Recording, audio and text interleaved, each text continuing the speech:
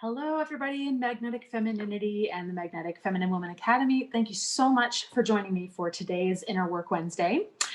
So, today we're going to be talking about melting the ice queen. So, if you've ever been called an ice queen, maybe some of you mentioned that has been a recurring theme for you. So, we are going to melt the ice queen away. We're going to start allowing her true heart to shine through. So this, as all Inner Work Wednesdays will be divided up this way. This first part is going to be available both in the free group, the free Magnetic Femininity group, and then I'm recording a second part, which goes even more in depth, that is going to be inside the Magnetic Feminine Woman Academy. So these Inner Work Wednesdays, I'm doing 2 of these every month. And we're going to be diving deep on a specific topic relating to emotions, femininity, relationships, men, this sort of thing. So in this Magnetic Femininity segment, I'm going to be going over what is Ice Queen behavior, why we do it, and the result that we're hoping to get. I'm going to teach you the effect that it has on your partner. And I'm also going to show you why it really doesn't work, why it's not effective. Not just this doesn't work, but you've probably already noticed that it doesn't work to get the result that you want. Not truly. So I'm going to teach you why it doesn't work so that you really have a deep understanding. In the Magnetic Feminine Woman Academy section of this lesson, I'm going to be going over taking off the Ice Queen mask. Getting really to the root of this behavior. We're going to be doing the inner work to heal her and help her return to her femininity. And we're going to be going over how to let go of the need to be resentful and punish men and exhibit this ice queen behavior when we're tempted to slip into this ice queen mode. Every time I say ice queen, I always think of how my daughter says ice cream. She's an ice queen. Ice queen. So I feel like I'm saying that every time. So for those of you who really enjoy this, who want to go deeper, I would really invite you to check out the Magnetic Feminine Woman Academy. I've recently changed the structure of it, so now you get everything included. My programs are dripped out over a course of several months. And there's a huge library of content already in there available for you when you join. So if that's something that you're interested in, go ahead and send me a message. The investment for the MFWA is $111 a month. And when you've been a member for 1 year, you get to keep all 4 of my big group programs. You get to keep the recordings of those.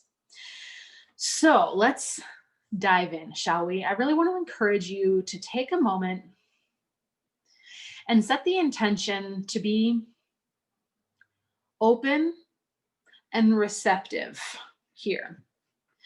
Because there are things that I may say in this that may trigger defensiveness, that may trigger you to say things like, but you don't know me, Chelsea. Like, you can't possibly say that, because if you knew my situation, then you wouldn't say that. And it feels like you're judging me. And like, these types of thoughts may come up during this. And I want to assure you that if they do, it is totally normal. Another thing I might as well mention is that somewhere on my floor here, they are doing work on one of the apartments. So you can hear the saw. Hopefully it's not too disruptive. So you might notice these thoughts coming up. And if you do notice these thoughts of defensiveness and wanting to wishing you could explain to me, but I'm like this because he does that, or I'm like this because I have to, because blah, blah, blah. Notice those thoughts when they come up. And I would encourage you to even write them down, because it's going to be really important here, because this can be a very triggering topic. It's going to be important for you to become an observer of your thoughts, so that we're not identifying with our thoughts, but we're observing the thoughts that come up. And I want you to look at these thoughts that come up as, oh, this is an area to heal. Those feelings of defensiveness and anger, those are triggers, and those are things that are available for you to heal.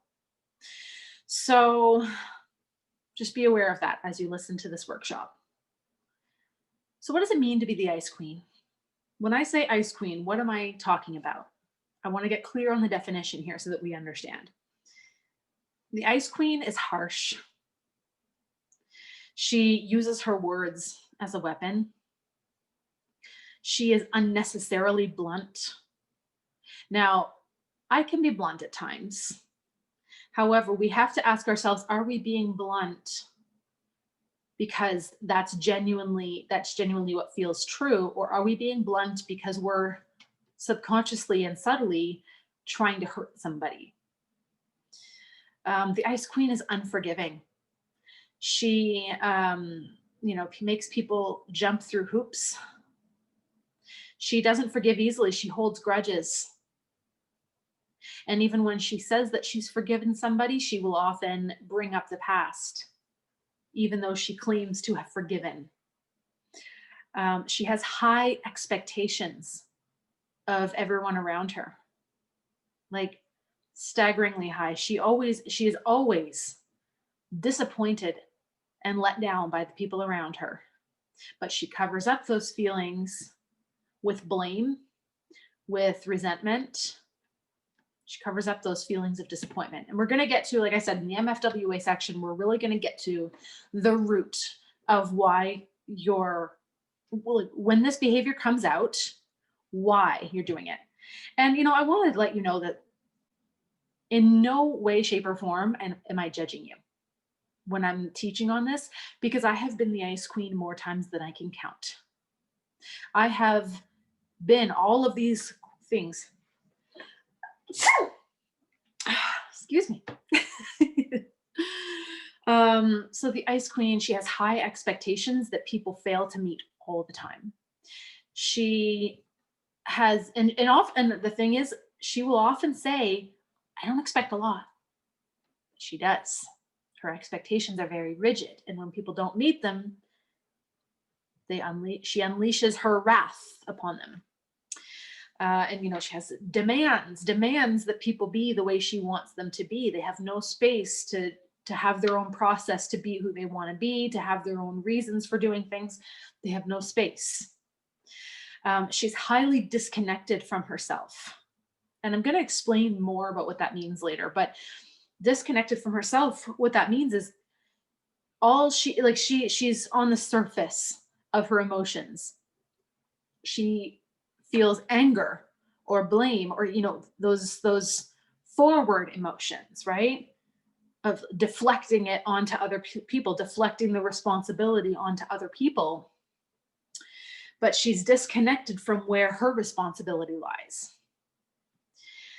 She feels this like cheap sense of power when people bend to her will. So as a parent, I've noticed that I have done this many times, and I really gotten better at noticing when I'm tempted to do that now. But we do this with our kids when we simply demand and dominate over them rather than connecting with them, and rather than helping them to understand why you're asking them to do something and actually prioritizing the relationship. Let me tell you, magnetic femininity, it might be mainly focused on relationships that are romantic. But let me tell you, this work has benefited me as a mother in ways that I cannot even begin to count.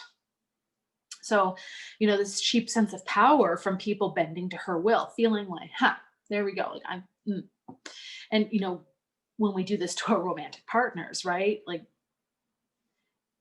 Making him do the chores, making him do this, making him do that, and nagging and criticizing and complaining, that type of thing.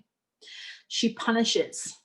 When the ice queen, when she gets a negative emotion triggered within her, she doesn't take responsibility for the emotions. Like I said, she's very disconnected from her responsibility and from her heart. So she deflects the responsibility for her emotions onto other people by punishing them. And basically, you hurt me, so I'm going to hurt you back. And she's very reactive. People generally feel like they have to kind of tiptoe around her in order to not upset her. Because when she does feel upset, when a negative emotion does get triggered within her, she takes it out on anyone who is nearby.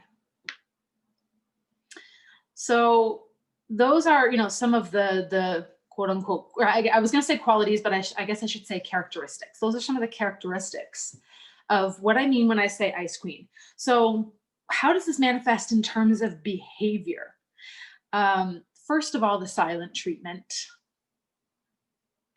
The silent treatment. How many of us have given the silent treatment to our lovers, boyfriends, partners, even to our kids, our friends, our parents, our sisters and brothers, or siblings?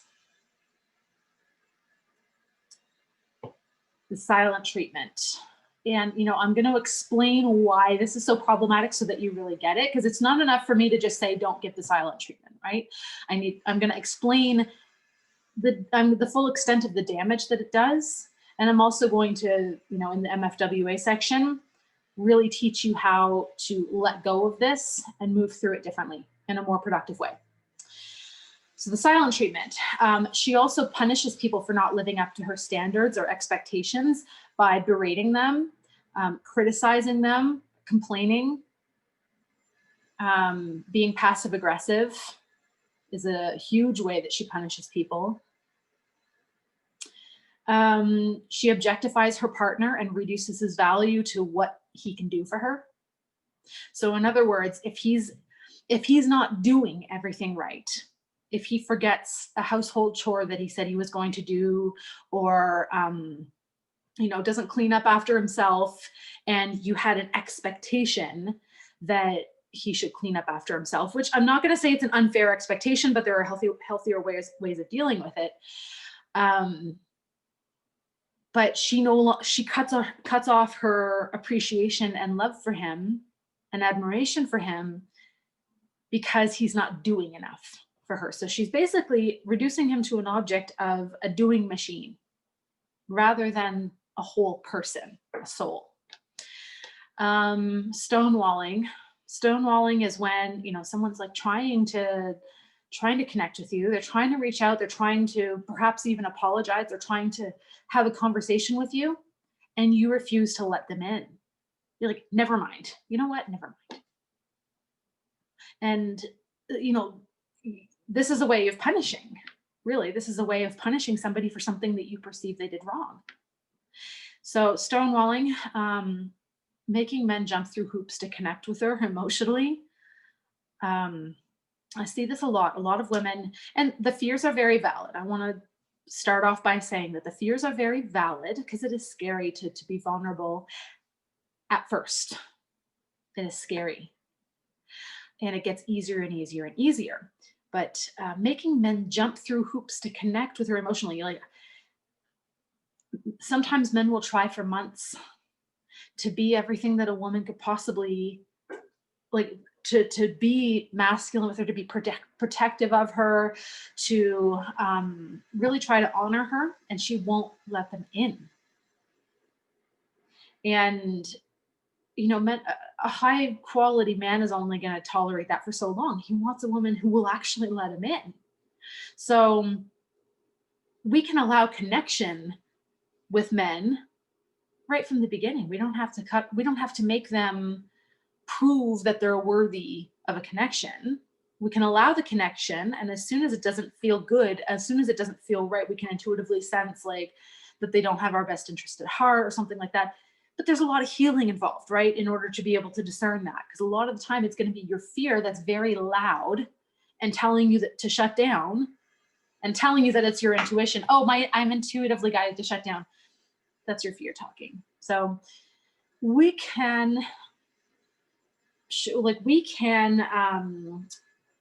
allow connection with men without making them jump through hoops, because what happens when you allow the connection with them is they want to do even more for you. They want to be there for you. They want to protect you even more. They want to serve you even more when you allow the connection. But they'll experience it as very one-sided if they're showing up in very masculine ways for you, but you're not allowing your feminine connection. How would they benefit from that? What's the benefit to them to keep showing up for a woman who's not like, they want a woman that they connect with. They're supposed to try forevermore to, to jump through hoops to connect with somebody. At what point do you finally decide to feel safe, right?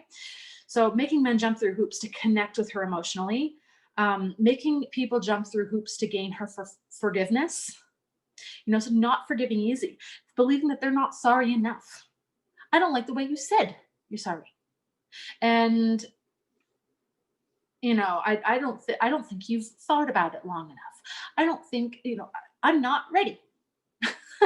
And purposely prolonging the period of punishment to hurt them, and so that so that you get to feel high and mighty, right?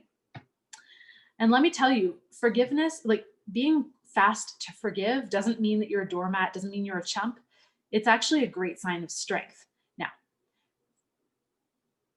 obviously, you have to learn how to discern if after forgiving somebody, you decide to keep them in your life, continue to take that role in your life, if we're talking about a romantic partner. But we don't have to make people jump through hoops to forgive and to release the pain that we may have felt because of them. The Ice Queen also expects people to read her mind and gets angry with them when they can't. And, this is the most frustrating thing for anyone dealing with an Ice Queen, because, this has to do with her high expectations. Like, she sets these unrealistically high expectations that no one could possibly ever meet. And she does that for several reasons, which I'll get into. But she really expects people to know exactly what's going to make her happy. And if they're not willing to give her what's going to make her happy, then the Ice Queen makes that mean they don't respect me. They don't care about me. I can't rely on anybody. I have to do everything myself. Like, they make a lot of meaning out of somebody not being able to read their mind. And of course, defensiveness. When, defensiveness is a way that we don't take responsibility for our emotions. We put that wall up because feeling the emotions is uncomfortable. It absolutely is.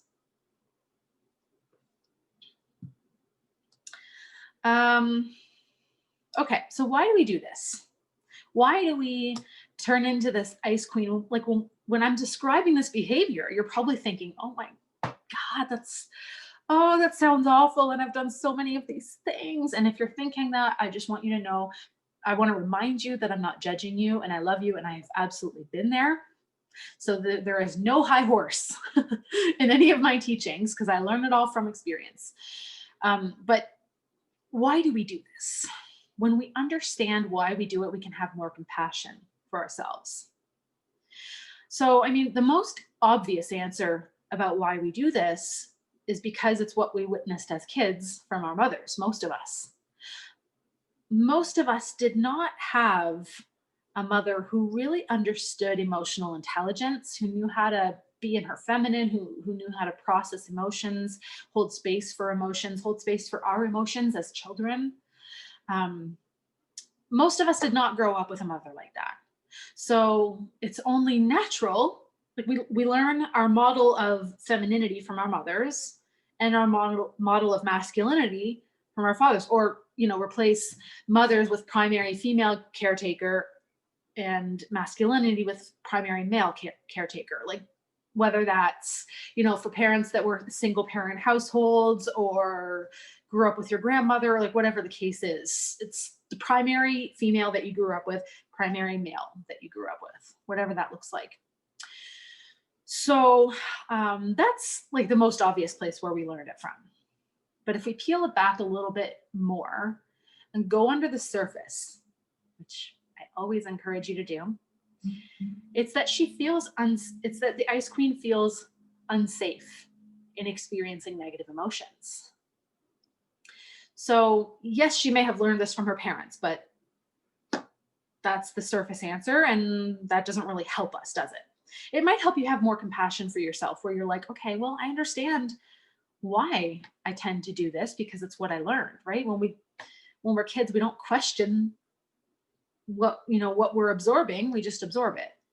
So now that you're here and you're watching this lesson, this is the time to question that and be like, huh, does that actually serve me? So peeling it back a little bit, it's that the ice queen feels unsafe experiencing negative emotions. So if someone triggers sadness or fear in her, since that feels very unsafe for her, likely because she learned as a child that it was unsafe, she needs to blame and deflect her emotions away from her onto someone else, deflect their responsibility in order to feel safer. So, all of these quote unquote ugly behaviors that probably all of us here recognize at least one or two of them minimum within ourselves that we've done at some point to some degree. Um, those negative emotions, or rather those difficult emotions and vulnerable emotions of sadness or fear, we've been taught that being vulnerable feels too scary, it is unsafe, and if we are vulnerable, then we'll be in danger, we'll be taken advantage of. We've learned certain ideas about what it means to be vulnerable, and so in an effort to cover up the vulnerability, up comes the ice queen mask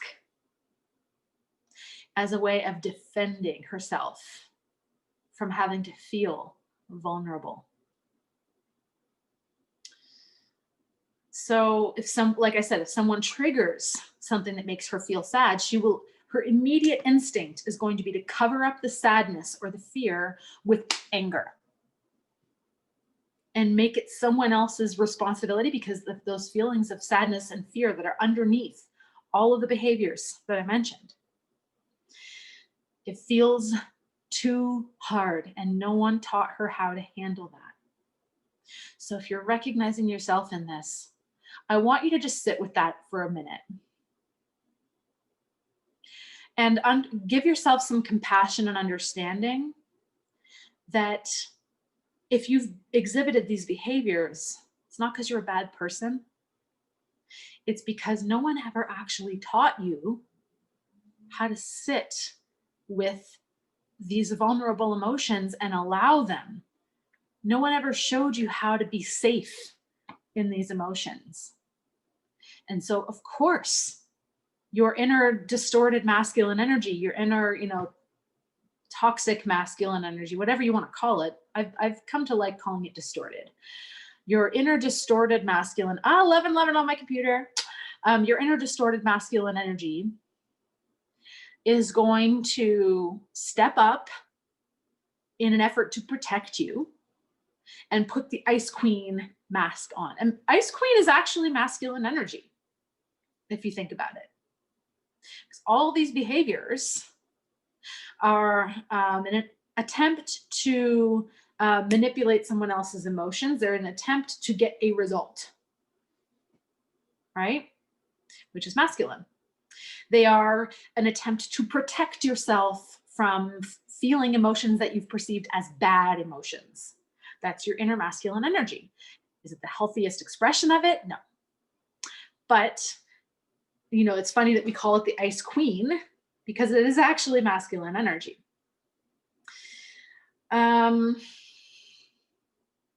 Where did I leave off? Okay. So when we're doing this, what are we hoping will happen? Like when we're kind of triggered into this ice queen mode, what's the kind of underlying thought process? What are we thinking? Like, okay, I'm going to do this because, like I just said, it's to manipulate the situation to get a result, right? So what we're hoping will happen when the ice queen comes out is she's using force to try to train her partner into meeting her every need. She's hoping that if she punishes him enough, it's kind of like, when you throw a bowling ball and you've got like the gutters, and it's kind of like, I kind of think of it like as when you're a kid and you're first learning how to bowl and they don't want you to have gutter balls. So they put those little like things to keep the balls in line.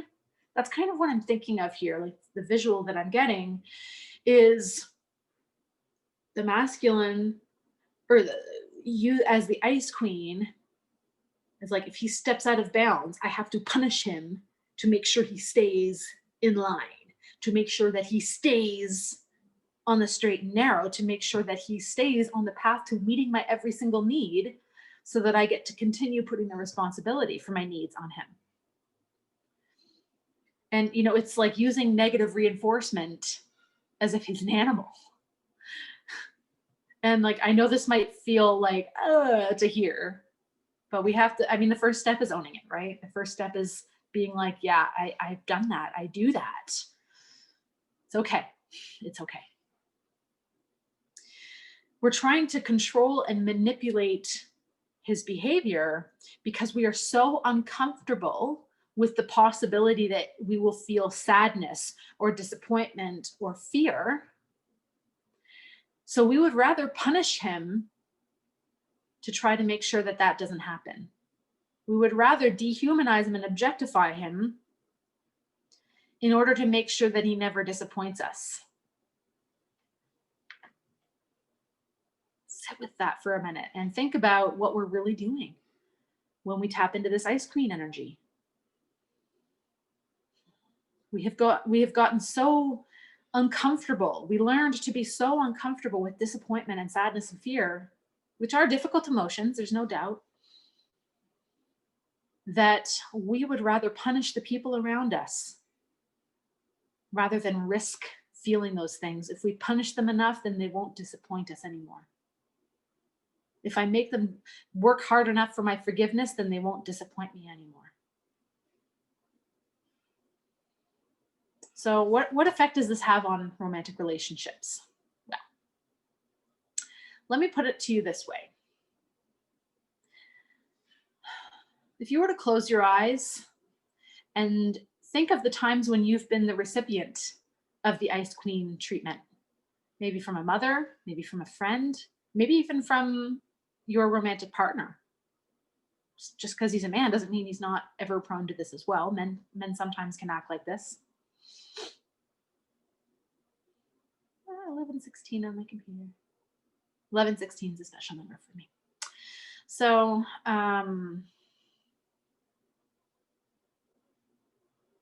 I just had an aha moment about 1116. Anyway, that's irrelevant. So let me put it this way. When you are the recipient of the Ice Queen treatment, how does it make you feel? Probably makes you feel like you're about 2 inches tall. Probably makes you feel scared. Probably makes you feel sad. Probably makes you feel guilty. And it might trigger your defensiveness as well, but underneath the defensiveness, again, that defensiveness is Ice Queen treatment too, which means that underneath there are more vulnerable emotions that the Ice Queen is trying to cover up. Defensiveness is a wall. It's self-protection. So when the Ice Queen is doing this, when you are doing this in your life, like we've all been the recipient of Ice Queen treatment from other people in our life, and we know how it feels. It feels shitty. It feels awful. If we feel unseen, we feel misunderstood, we feel scared, we feel unsafe around this person. So the Ice Queen, she knows how she's making people feel when she's doing this. And she can usually see it on their faces, that she's making them feel sad, defeated, scared, unsafe. She knows that she's inflicting emotional pain on the people that she's freezing out. And if we're being really brutally honest, isn't that why she's doing it? For the purpose of inflicting emotional pain? That's why she's doing it. To punish. She is the Ice Queen because she wants to make them feel bad. And what is it called when we intentionally behave in a way that is specifically designed to inflict pain upon other people. When we are behaving in a way that is for the purpose of hurting someone emotionally, that's abuse. It's called abuse. And that might seem really harsh.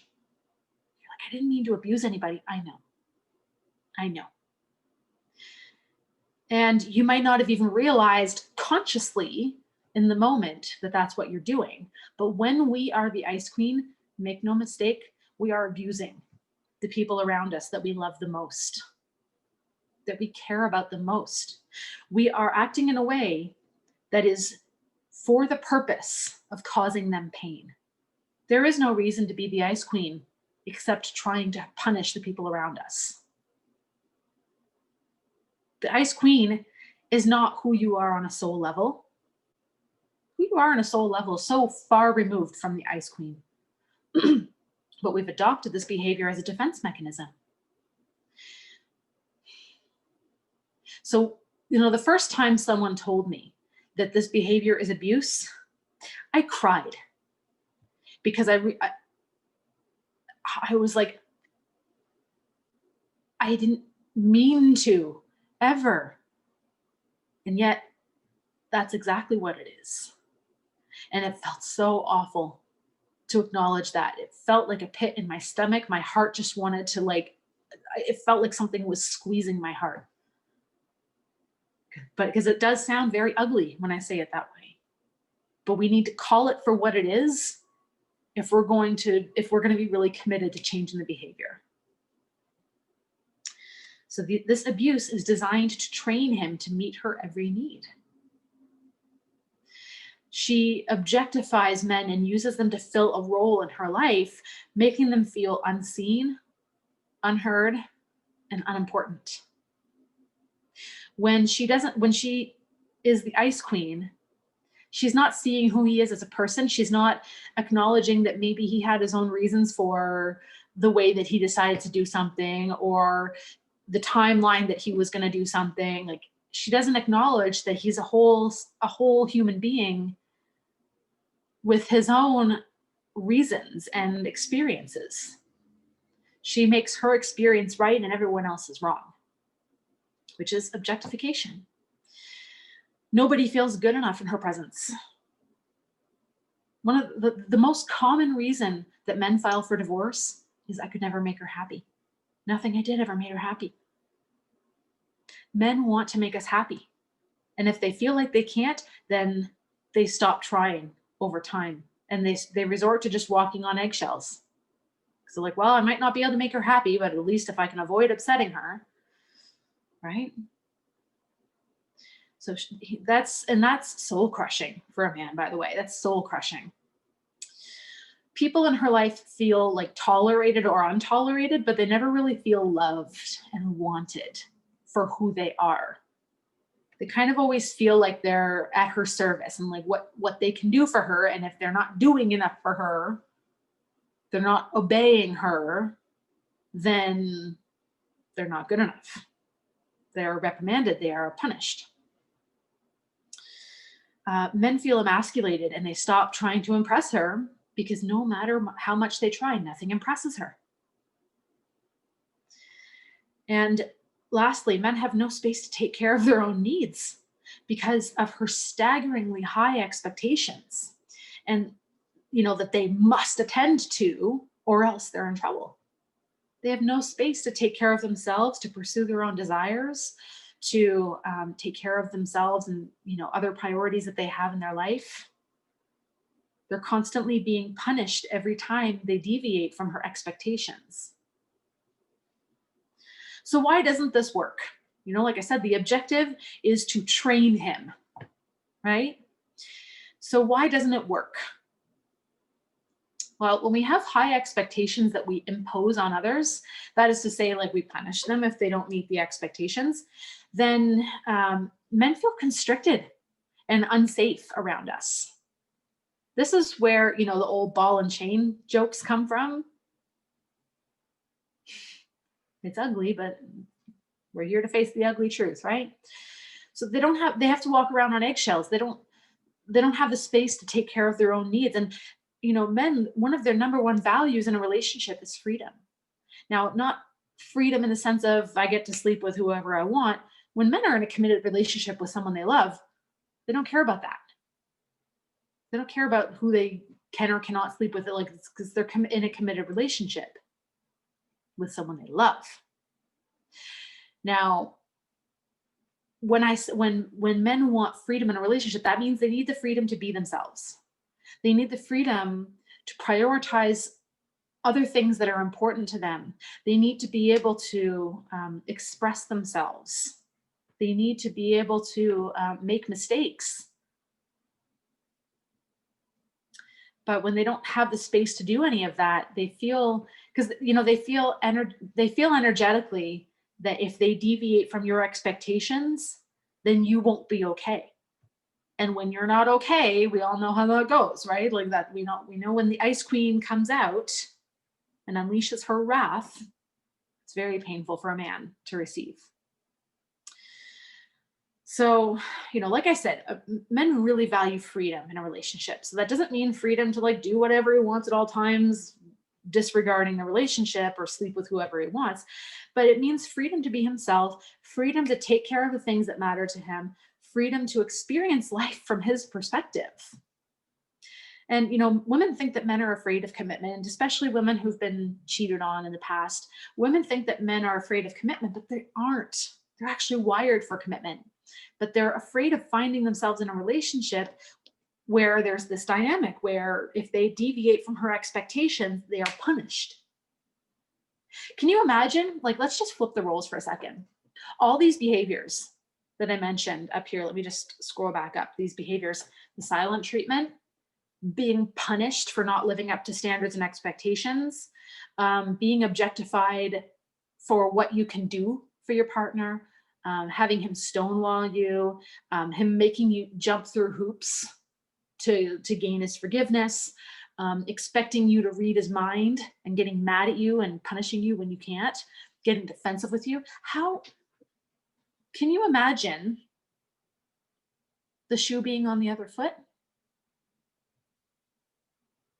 If a girlfriend told you that's how her partner was, you would tell her, girl, get out of there now.